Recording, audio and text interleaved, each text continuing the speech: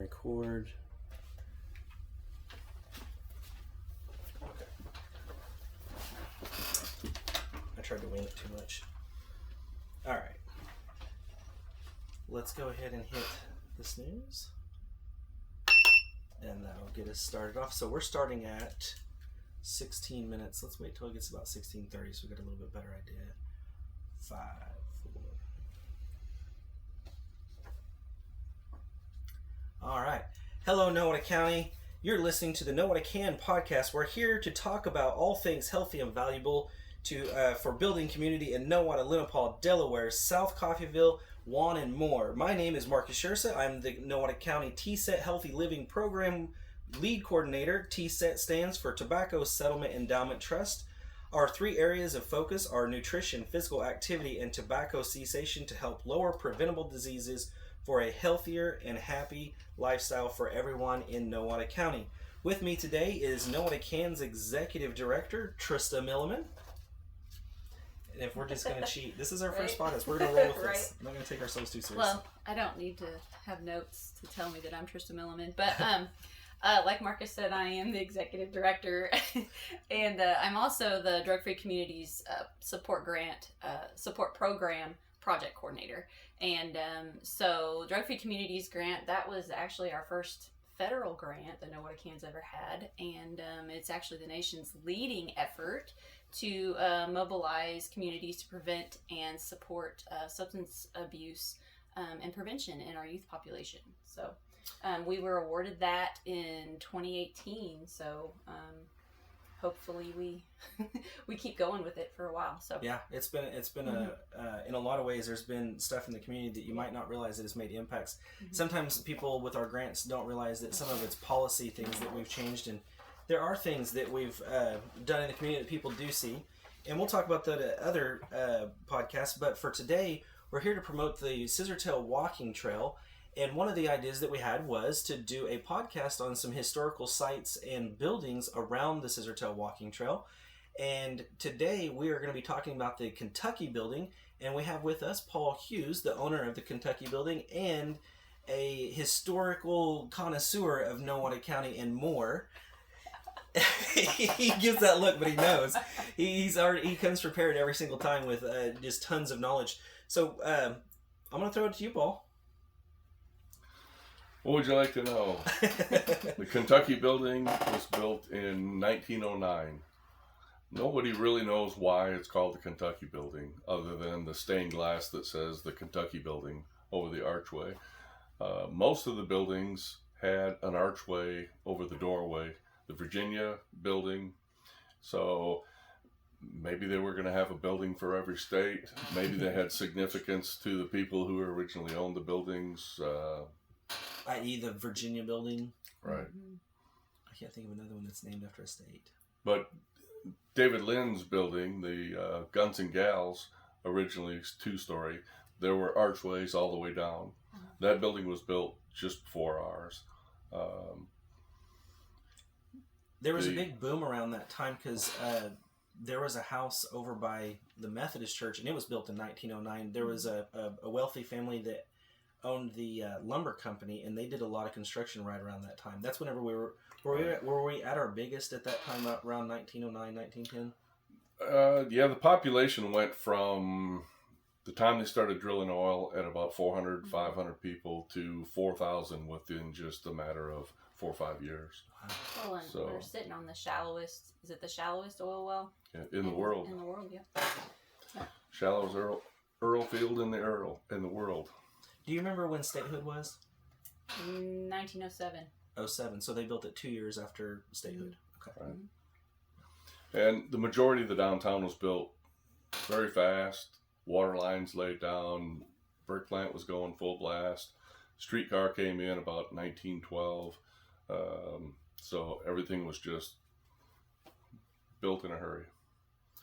I'm trying to think when we just watched a little documentary on the streetcar, and it was like the last ride. It was it's like the last ride of the 1946. Yeah, 46. So from 1912 to 46, 34 years. That's as long as that trolley was in town. Am I doing my math right? Mm-hmm. 36 years. It only lasts for 34 years. Wow. Gosh darn. Yeah. And after the war, Mr. Firestone and Mr. Ford got together and they bought up all these railways, little small streetcars clear across the United States, and converted most of them into bus companies, and that's what Nowata became as well. It became a bus company. Those eventually all went out of business of public transportation, and the idea that theoretically drove them to do it was to get everybody off of public transportation and sell more tires, So buy a vehicle. Yeah. and buy cars. And you've told me before, coming down Maple Street right in front of the Kentucky building, the reason why it's so crowned is because, well, tell a story about the... Well, there are 3 layers of pavers and brick pavers originally in the street, and they added the rails, and then once they started to put the asphalt over the top, the crown just built up higher and higher in the center. The street has a natural slope towards the east to begin with, so they didn't want to put too much on that side because there wouldn't be any curb left. Right. And there's not much of a curb in some places. Right. So it was, the Kentucky building was built in 1909, had the trolley by 1912. And was there a bus stop around here? There was no bus line until after the... not bus line, but the trolley stop or whatever? Right, it was down in front of J.G. Beck Motor Company, which is now City Hall, South Maple, and that was the end of the line. Nowata is as far as it went. There was a split somewhere up around Coffeyville that went on actually over towards Bartlesville, Barnesdall, and you could eventually take part of that line clear to Oklahoma City. Oh, really? I didn't know that part. It went from Nowata up to Coffeyville, and you could switch cars and go through Independence and over to Parsons, Kansas, switch another line, and you could go on up into Kansas City eventually. So wow. So that's 1912. What is in the Kentucky building initially? Like, what was it initially built for? It was... And, yeah, go ahead and show your bill. And all. That picture is fascinating because I took it and I went outside and looked at your building, and that is pretty close to what it looks like today. Perfect. With just a few, obviously. There's not much change. No, it's pretty cool. Straw hats are gone. Yeah, well, that, yeah. That's fascinating. But yeah. That was Went Church Grocery. On the south side and on the north side was the Model Variety 5 and 10. 5 and 10, is that like a 5 and dime? Five is that and the same dime. thing? Yeah. Okay. Cool. That's back when dimes were still 10 cents. Okay, so 1912. What's the next significant change in, because it became a clothes shop after? The Leader store came in. I don't have an exact year. The Leader store overtook the Went Church Grocery side, and on the Variety side, we had a theater come in, the Luxor that's right. Theater. Mm-hmm. Yeah, that's right. How long was the theater there? The theater collapsed. The market started to collapse in some of these in the 1930s, and then it really washed out when television came along in the 50s. And but when the Luxor went out in the 1930s, Prim Bakery was actually next door. It started next door, and then it moved into take place of the theater side. And so the bakery was still in your building, but Until 1963. it was still, okay. Yeah, there's a lot of talk I've heard. I don't want to give anything away for people in the future, but there's we know 3 people that have considered putting in a bakery, and that'd be pretty sweet. I wish that would. I wish something would take. We're Tristan and I are dreaming about somebody having a certified kitchen, which would help us with the garden market. Which, if people could go rent a certified kitchen, they could do their canning in the certified kitchen and sell it at the garden market. So, if somebody ever does want to put in a bakery, let us know. We've got space for lace. Yeah, there you go. Yeah, Paul. Yeah, Be great to have a bakery in there. I don't know if it'd be great for me or not, but me and bread have a love-hate relationship. Look pretty good standing on a treadmill with a donut in one hand. So, pastry. I'd be lying if I hadn't done it. If I said I hadn't done it. Motivation. This will burn right off. Right. Okay, so any significant changes, any really neat things. If it's a theater, it probably was set up a little bit different. That's a pretty narrow for a theater. Theater side would have been 25 by 100 feet long. Wow. And I know when we first moved into the building, you could see where the screen was attached to the back wall back there. Still, the screen, of course, was gone, and so were the seats and all. They poured cement floors in the early 1960s, may have been hand in hand with urban renewal that came in. A lot of the buildings got metal aprons on the front, porcelain covered metal, and that was the thing to do back in those days, I guess. Get rid of the old musty look, you know. Mm-hmm. And that carried over to everything, even TV. You know, if you watched the Addams Family, you know, these crazy people living in this old Victorian wacky looking place, which everybody, I shouldn't say everybody, but is a nice look now. Yeah. But back then it was more made fun of. My grandmother had a house that was built in the late 1880s. Big 2-story home and a big full basement in it. Had the old huge coal furnace in the basement and that. And in the 1950s, late 1950s, my grandfather decided to take these big wraparound porches and then close them and put in screens and close up the staircase. You know, it's kind of like bell bottoms. They go and they come back. They go and they come back. Well, you last our first attempt at this podcast, you had talked about a few things like the higher ceilings, why they were high, when ceiling fans came in. 14-foot ceilings downstairs, heat rises, so it was a pretty simple technology that they used. In the window transoms over the front, there's a tilt-out glass that allows air to flow, and basically if you had heat that was rising, you had air flowing in from somewhere. You had to let it out, you had to let it in. Still in the ceilings, the gas lines are there from the original gas lights, so in the wintertime, I mean, gas cost literally nothing back in those days. So there were gas lights, gas heats, gas heaters, some still in the building that we'd found. Upstairs there were doctors' offices, attorneys' offices, oil companies, Lawson Oil Company. It was the Lawson family heirs that donated the building to Nowata's historic Main Street. 1993 is when it was donated. And then from Nowata Historical Main Street Society, it went to Chuck Price, and then I originally leased a sign company in there from Chuck Price. And I think purchased the building 2004 or 5, somewhere in there, I guess. The first time I met you, we were remodeling that house I was talking about that the well-to-do family had the lumber company in 1909. We were remodeling that as my mom and dad and I was in junior high, so I met you probably like 95-ish. Right. Yeah. I was a little tight roller skating around with my girlfriend, and there's Paul coming over visiting with mom and dad. The Ringo family, they were all in hardware. The Ringo family. Right. Yeah. Yep. So it's the Luxor, which is the movie theater, and then on the other side again, that was still the bakery. So then you said in the 70s was whenever they were starting to put tin on things and trying to modernize stuff, losing some of that fancy stuff, which we now appreciate. Everything was like more, they thought it was more of a sleeker design. So what happened after that? After that, one of the primary businesses that was in there for quite a few years was Johnny Bates, Johnny's Electronics. And his wife had a sewing corner in there and sold needles. And I've got some of that stuff. I've got some Prim Bakery pencils and Johnny's Electronics, and you open it up and there are little sewing needles inside of it.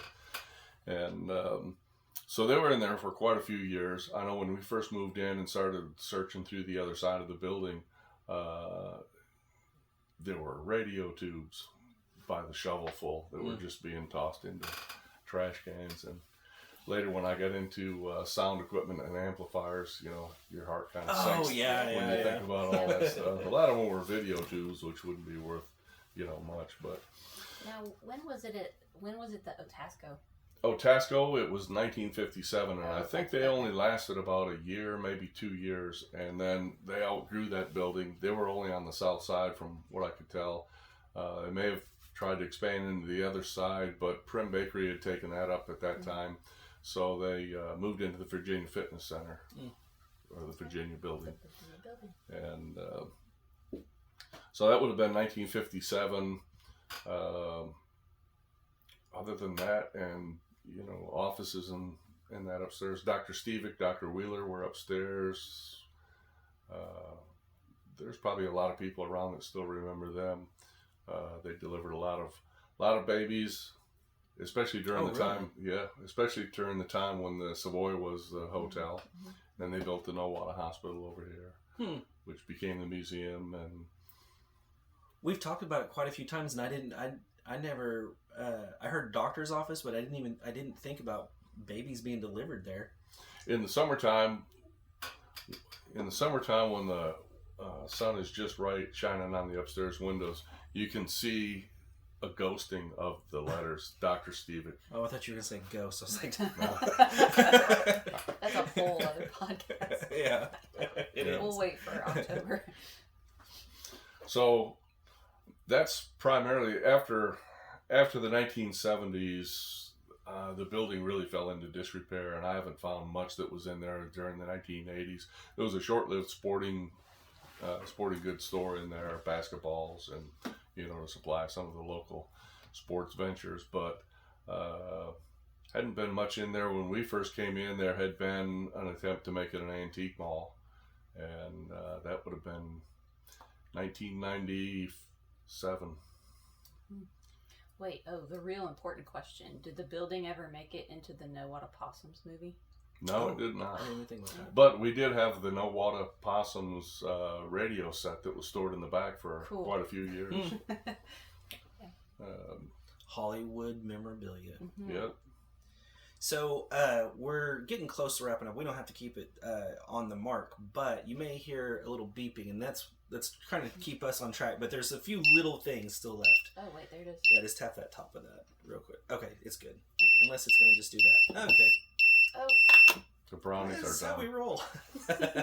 So, in conclusion, the side that you had the guitar shop on, that's something we didn't even talk about. The music shop, the guitar shop that you ran in there for. How long did you do that? We started music equipment in there about 2009, 2010. Okay. And closed that last year. So that worked for 10 years. Right. And had a sign company that overlapped into some of those years. That started in 1997. And I think we actually moved into the building in 1998. So now we have a massive recording board, live stereo recording board. I am beyond excited for him.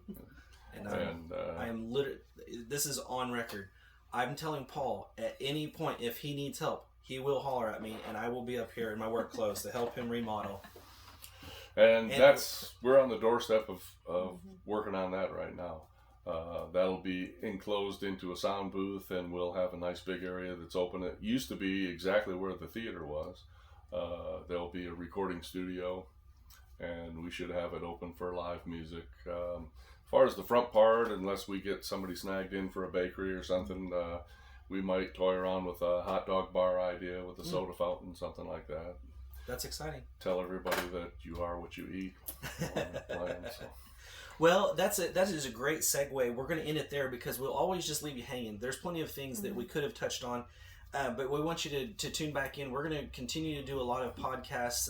Hopefully, we'll keep bouncing to new buildings. And if we decide that, we need the people want some more information, we'll sit back down and we'll do another podcast on the Kentucky building if you're interested in it. But let's roll it back around to our whole reason we're here talking about a specific historical building in Nowata. It's over 111 years old now, roughly 2021, if it's built in 2009. But it's to promote the walking trail. So whenever you're out and about, be looking for little QR codes. If you're not sure what they are, ask your granddaughter or grandson. They'll tell you what they are. And the idea is that you can go up to certain buildings that we have podcasts done, and you can scan that barcode, put your phone in your pocket, and put your headphones on and listen to this podcast and other ones going forward. So be looking for those as you walk around the walking trails, or you might find the link on Facebook or Instagram. But Paul, we really appreciate you being here today, and thank you for all the information. You're a wealth of knowledge, and you're not even born and raised here, but you know more about history than 99% of the people that are born and raised here. So we will have you back whenever there's places that you really know a heck of a lot about, and we'll have you back on and help us with some other stuff. Leon Russell. Yeah, if you need any, we need right. a Leon Russell podcast. We'll just do a whole podcast on that one. We won't have time constraints on that. But by now, you're probably at the end of your walk. So again, thank you for tuning in. I'm Marcus Scherzer with T-Set. I'm Trista Milliman with DFC. And I'm not. And this is Paul Hughes with what is your sign company's name? I keep wanting to say Capstone, but that was your music store. It'll be Capstone Studio. Capstone Studio. So there you have it, guys. Thanks for hanging with us. We're going to keep hacking away at this, getting better each time, and hope you enjoyed it, and we'll see you next time. See you guys. That was really good.